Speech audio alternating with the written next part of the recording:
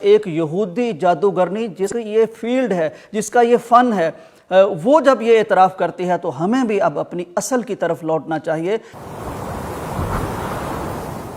السلام علیکم ناظرین، روسی جادوگرنی کا بیان اس وقت پورے سوشل میڈیا پر چھایا ہوا ہے۔ اس کا بیان یہ ہے، کہنا یہ ہے کہ میں ایک عرصے سے بچپن سے جادو سیکھتی سکھاتی آئی ہوں، جادو کرتی آئی ہوں، لیکن میرے تجربے، میری پریکٹس میں یہ مجھے اعتراف کرنا پڑتا ہے کہ جو ٹرو مسلم ہیں، سچے مسلمان ہیں، ان پر میں جادو کرنے میں ناکام رہی ہوں۔ میرے لیے انتہائی مشکل بلکہ ناممکن ہے کہ میں کسی مسلمان پر جادو کر سکوں۔ اس کی اس نے وجہ بھی بتائی، وہ کہتی ہے کہ میں جادو جب کرنے کی کوشش کرتی ہوں تو اس کے لیے ضروری ہوتا ہے کہ ہم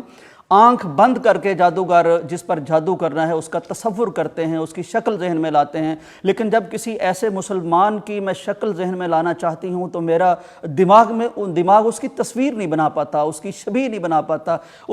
میرا ذہن معاف ہو جاتا ہے اور میں آگے چل نہیں سکتی۔ مزید اس کا کہنا تھا کہ میں نے جب کسی مسلمان پر جادو کرنے کی کوشش کی تو مجھے محسوس ہوا وہ ایک حفاظتی حصار میں ہے، ایک محفوظ گنبد میں مجھے محسوس ہوا ہے جس پر نہ میرا جادو اثر کرتا ہے نہ ذہن اثر کرتا۔ یہ جو مذہب ہے یہ دیگر مذاہب کی طرح نہیں ہے، اس کا تعلق اپنے اللہ سے بہت زیادہ پختہ اور مضبوط ہے۔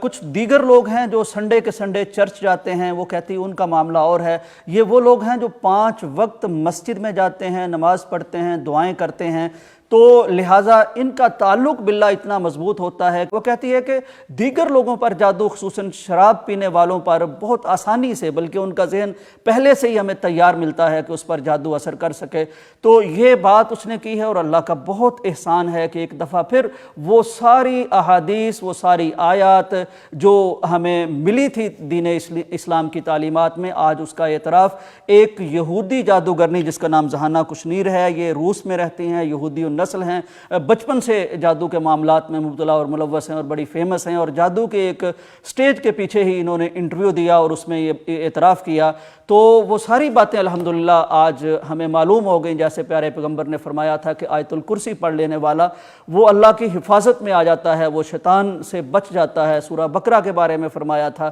کہ جس گھر میں پڑھی جائے وہاں جادو اثر نہیں کرتا۔ اسی طرح سورہ فاتحہ کے بارے میں حدیث میں موجود ہے کہ اس سے زہر کا علاج بھی ہوتا ہے، جادو کا علاج بھی ہوتا ہے، بیماریوں کا علاج بھی ہوتا ہے، اور سورہ فلق اور سورہ ناس کے حوالے سے بھی یہ تو خصوصاً